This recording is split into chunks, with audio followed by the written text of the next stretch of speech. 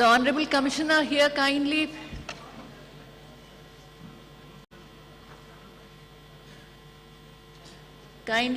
maintain silence so that we can begin, please.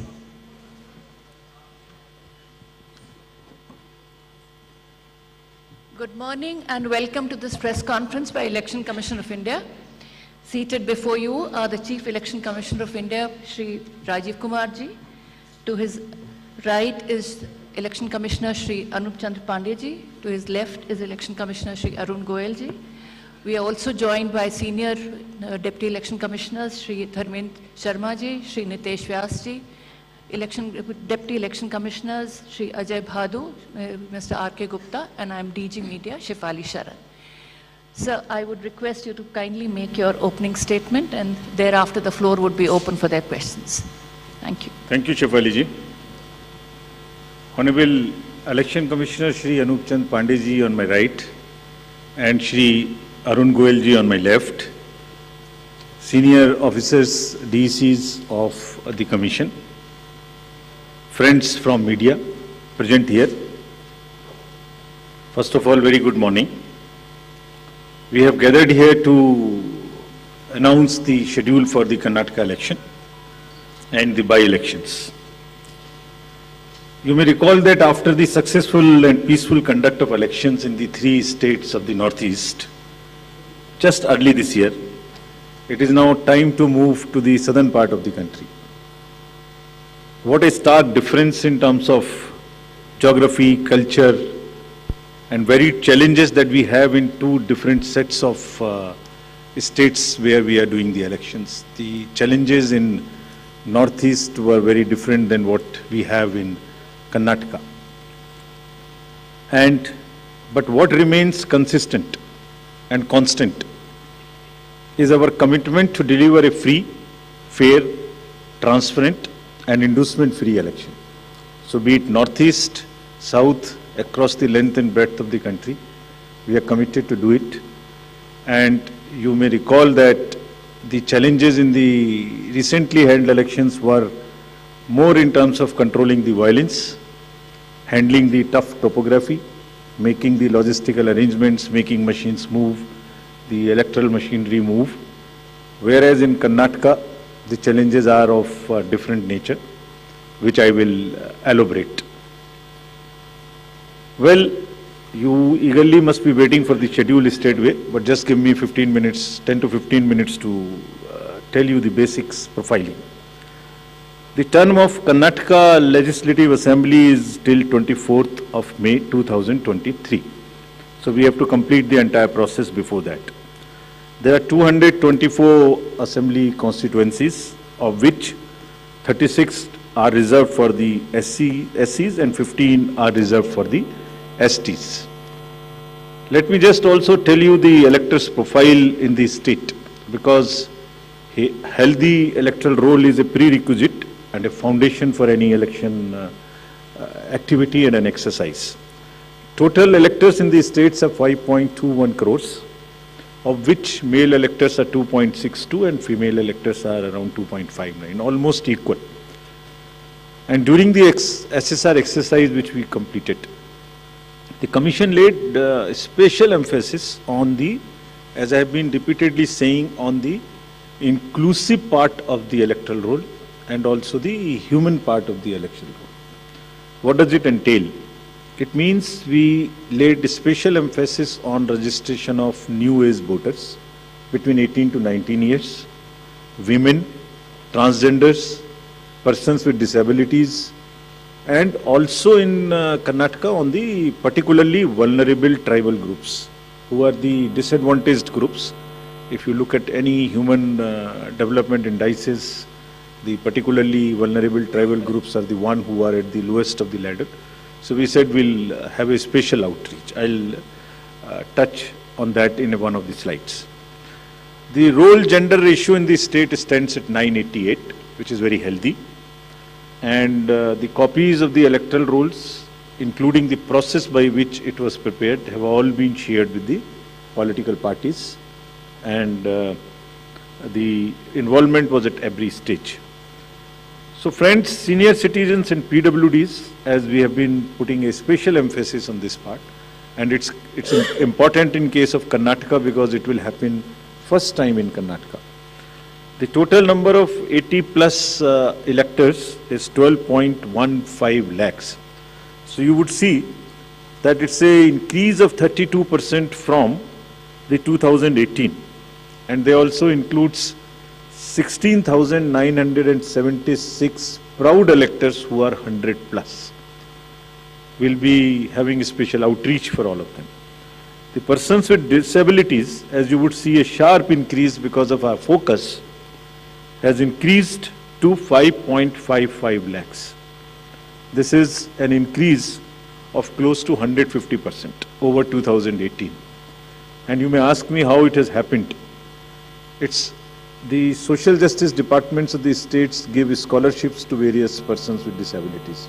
We also collected data from them so that, we can have an outreach. We can go to their houses and have a special outreach to persuade them, to facilitate them to become our voters.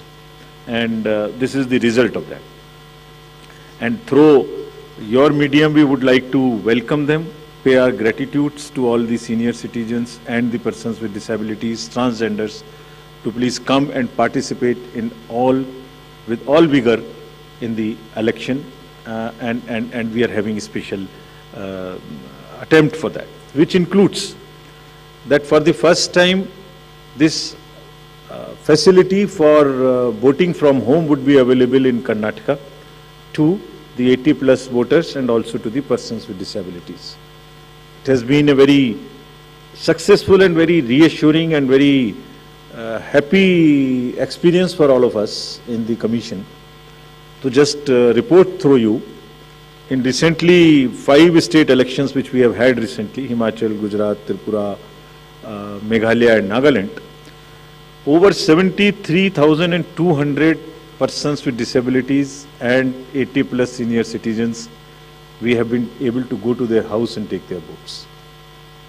I mean, for one vote, 3 to 4 persons go. All the political parties are informed, it's videographed so that secrecy is not compromised. But it is worth the effort. It puts a pressure on the administration, on the already strained administration during the elections. But फिर भी इसमें जाना, vote को लेना घर से senior citizens और पीडब्ल्यूडीज का एक बहुत ही सुखद अनुभूति है, और इसको हम आने वाले इलेक्शंस में और इसमें लगातार सुदृढ़ करते रहेंगे. So coming to the inclusive elections and connecting with the youth, which is very critical in case of all the elections, but more so in Karnataka and in terms of youth and urban. I'll tell you how. So the first time voters in Karnataka, because of our special effort as I just mentioned, has increased from 18 to 19 by 9.17 lakhs. And the young electors gender ratio, which was has increased to 820. It's a jump of 100%. So means we have been able to get more and more girls in the age of 18 to 19 registered in our electoral rolls. So it's far more gender sensitive now. And all young voters who are turning 18 years by 1st of April 2023 will be able to vote in this forthcoming election. So this again आपके माध्यम से मैं इसको फिर से बताना चाहता हूँ. कमीशन के एफर्ट से 4 क्वालिफाइंग डेट्स का अमेंडमेंट लॉ में हुआ था कि हर क्वार्टर की फर्स्ट डेट. तो हमने एडवांस में एप्लीकेशन जो लेने का प्रोसेस शुरू किया, उसमें 1 अप्रैल को जो लोग 18 इयर्स के होने वाले हैं उनकी पिटीशंस हमारे पास पहले से आके रखी हैं, और वो भी लोग 41,000 ऐसे हैं जो because of this change in amendment would be able to cast their vote. Otherwise they would have to wait, they would have waited for the next year 1st of January to become eligible. So this is the power of that amendment which we I've just wanted to tell you. And youth participation in the electoral process, as you know, brings in the required energy and rhythm, yielding to a more vibrant and argumentative electoral process. participative electoral process, which is again a very healthy sign for the democracy. And as our National Voters Day theme was, there is nothing like voting. So this is what we are popularizing amongst the youth, and through you also requesting that when we have taken so much of effort to make them voters, let them also respond by coming to the polling stations on the date which we'll announce now. Coming to the particularly vulnerable tribal groups, as are again a human face and an inclusive agenda for the electoral rolls. The purity and the inclusiveness and the health of electoral rolls is one of the focus of the Commission, more so this year. So there are two PVTGs in Karnataka, Jenu-Kurba and Koraga tribes. And the total population is 46,852 and 18 plus is 30,507. And you would be happy to know that we have been able to enroll 100%. Primitive, these two PVTGs. और इनके लिए 40 ethnic booth भी हम बना रहे हैं ताकि वो अपने वैल्यू में अपने तरीके से they feel happy participating in our elections. Similarly for transgenders, total transgenders in the state as per the records of the department concerned is 42,756, and we have been able to enroll through our outreach in our process 41,312, which is again almost complete. कुछ ऐसे भी लोग हैं जो अपने आप को electoral roll में एज ट्रांसजेंडर मार्क नहीं कराना चाहते. हमारी उनसे अपील है कि अगर ऐसे कुछ लोग छूट गए तो जिस फॉर्म में जिस सेंसिटिविटीज के साथ वो अपने आप को अटैच मार्क कराना चाहते हैं, हम उसमें एक कदम उनसे आगे बढ़ के उनकी मदद करेंगे और उनको ऐड करेंगे. Now after voters to give you a feel and a overview of the polling stations. There are 58,282 polling stations in the state of Karnataka, of which 20,866 are urban. And I'll tell you what special efforts are required for these urban area polling stations. Average electors per polling stations comes to 883, and we'll be doing as usual the 50% webcasting, which comes to 29,140. On all these sensitive booths which have been identified, we take 4-5 measures. Either there would be a CAPF, or there would be webcasting, or there would be a micro observer. It's a combination, and cumulatively, through a combination of all of this, we tend to put more vigor and vigil on the sensitive booths.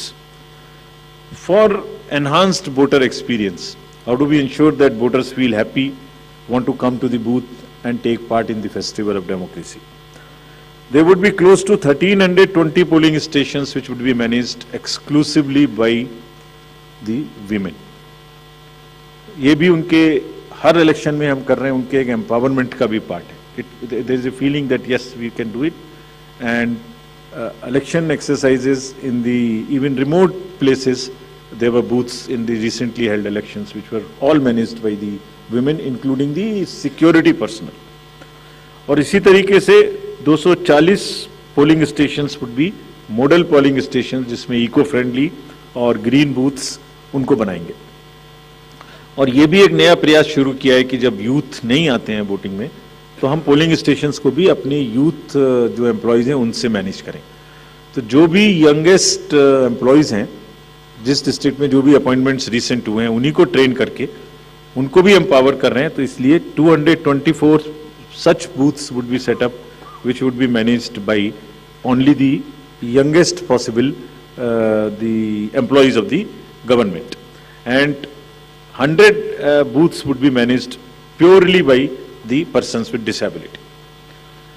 We have started another attempt from the last 3 elections, which is an ongoing effort, that we want to make now the availability of AMF almost permanent in all these schools. And here in Karnataka, we are progressing quite well. As you would see on the slide, we are almost 98-97% in terms of all the parameters, which are ramps, toilets, electricity. I'm sure that, and hopefully, in this election, the time is still there, till the elections polling stations are prepared. Whatever 1 or 2% in each category is left, we have emphasized to the state government, for which we have got a quite firm assurance that they will try and convert 100% facilities in all these schools on a permanent basis. And if this happens, which I'm sure, which we are all sure would happen, that's a goal to aspire for the elections coming during the current years, in the later this year, and also the general election. So friends, now coming to the urban apathy. This is one area, as I said, that in Karnataka the areas of concerns would be different.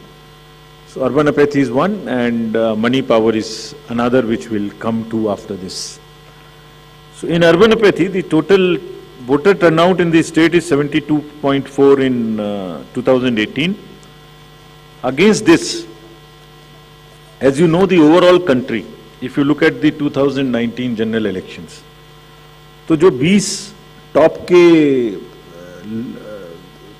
Constituencies हैं जिनमें सबसे कम voting हुई, उनमें से 9 urban area में, इसके नाम यहाँ दिए हैं, मैं ज़्यादा नहीं पढ़ना चाहता, but they are in the top 20.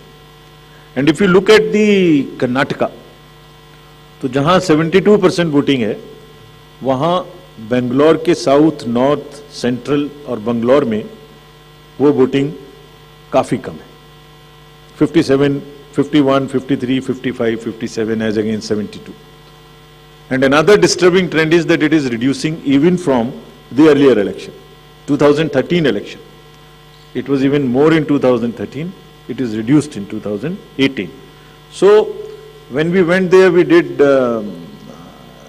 call a large number of universities, students, and talk to them. And then we also decided that in addition to the awareness activities like the electoral literacy clubs and the voluntary action forums, we'll also do because the Karnataka and Bangalore happens to be the knowledge city and the IT city of the country. So why don't we take advantage of their expertise? So we requested the IT sector, and through you we want to thank that IASC came forward, and they are doing an electhon. Instead of hackathon, we are saying it electhon. For what? They say, we are saying that how to enhance the participation of urban and youth. Can we technologically connect to them more?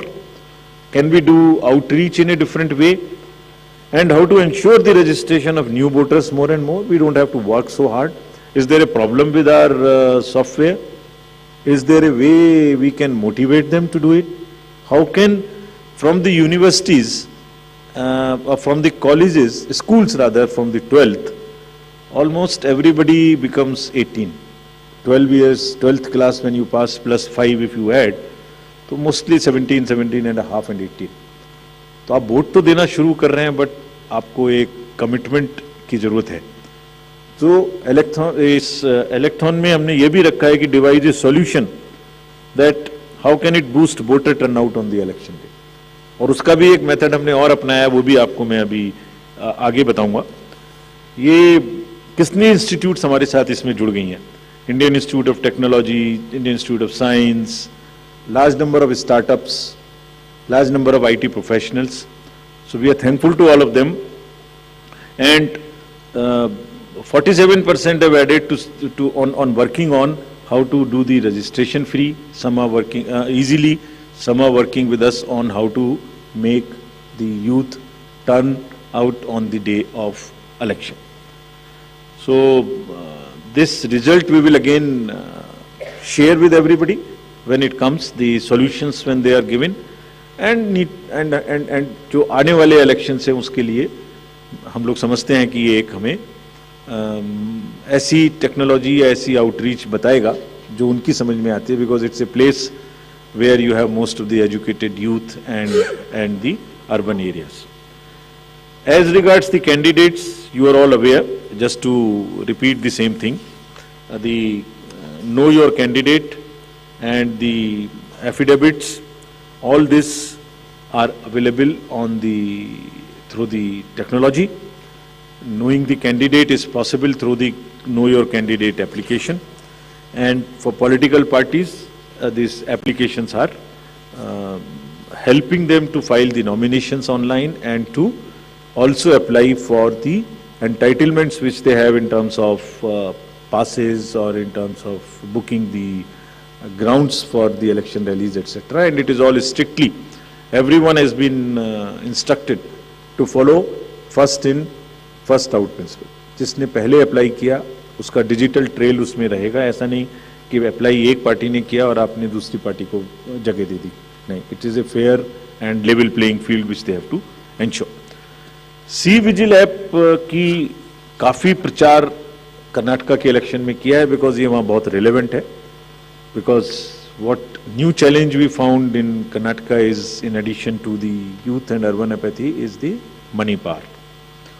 So this is being popularized a lot, and I'll share with you even before MCC what had happened. MCC will come in force from today, but when we went there, I'll show you, just because of our sincerity on this subject and telling the district officials and enforcement agencies what is the result. I'll show you that. So before coming to that, just to narrate that in recently held elections, total number of polling stations are given here, and there was no re-polling. So we want to carry forward this trend. No violence, no re-polling, and no और EVM भी बच गई, उनको भी गाली वाली ज़्यादा नहीं पड़ी. सो मतलब उसी चीज़ को आगे बढ़ाने हुए हमने वहाँ काफ़ी कोशिश की है कि जितने भी पोलिंग स्टेशंस हैं उनमें आप ऐसे प्रोसेसेस को अपनाएंगे, district magistrates are on the job, that they make the experience for the voter very good, so that they are encouraged to come. And some are working even on applications where if we can tell in advance the queue, so that you can plan your visit to the polling station and avoid standing on the thing. This is also a work in progress. The seizures in these 5 elections, just to tell you the kind of rigor and emphasis जो elections को inducement free कराने में किया जा रहा है. 5 elections जो अभी होके चुके हैं उनमें 18 और 17 में जो इससे पहले हुए थे 43 करोड़ के अगेंस्ट में 1028 करोड़ का सीजर था. एंड इसमें drug seizures, because we are saying liquor, drug, money, freebies, and drug in particular, because वो पूरी की पूरी सोसाइटी को और बच्चों को खराब करने की उनमें क्षमता है. So all enforcement agencies, we have said that there is a absolute strict vigil you have to have on movement of any kind of material which can induce the elections, and fairly. And I'll show you what has happened. We are strengthening our teams in Karnataka to curb the misuse of money power. From 1,900 in 2018, we are increasing to 2,400. These are the teams which will have the sensitive constituencies, expenditure observers we are increasing, assistant observers, flying squads, and all to put extra pressure and make it clear to all political parties and candidates that money power, they have to just zero tolerance, which we are showing from ourselves. And just to tell you that the state has 19 districts, total 171 interstate checkposts are being operationalized for this purpose, where Excise Department, Commercial Tax Department, Police Department, and even the Forest Department in areas where the forests are there and there are checkposts. They may not be the highways or the state ways, but there are the points of entry. All places there would be a strict vigil. And nudging towards ethical elections, there are exercises which are being done with the awareness which is being done. Say, for instance, this is by the commercial department. And just to tell you, it's another, when we talked about it in Nagaland, from civil society, there were groups formed in the villages, and villagers came out resisting anybody who was trying to bribe the voters in the villages. I'm repeating it here just to encourage and thank those citizens who have helped us in curbing the menace of money power.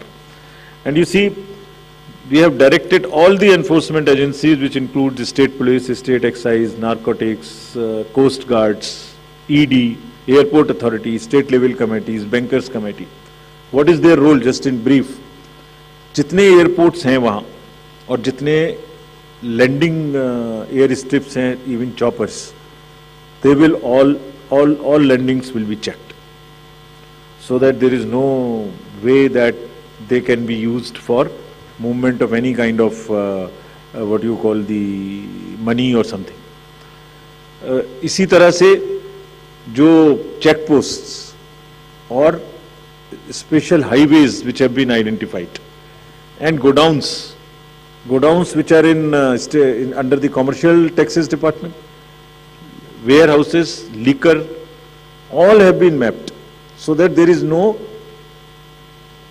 increase or a trend of goods coming there. Similarly for freebies, eBay bills are being checked to see in any particular district if there is an increase of the material getting entry to those particular districts. SLBC, we have also requested all the banks, directed them actually, that no movement of the vans which carry cash to fill the ATMs will happen during the late hours, so that they cannot be used. At times, such vans are used for carrying cash. All that has been stopped. In terms of what happened in Karnataka after our last visit, which was, see just some pictures. Even MCC has not come into force. And this is across the parties. Freebies, cash, liquor, all that have been started already having been seized. And it has already crossed almost what was seized during the elections last time. And I want to thank the district administration and enforcement agencies on this, because having by and large tackled the issue of muscle power in the elections, this is now the focus and the time that we handle the money power also.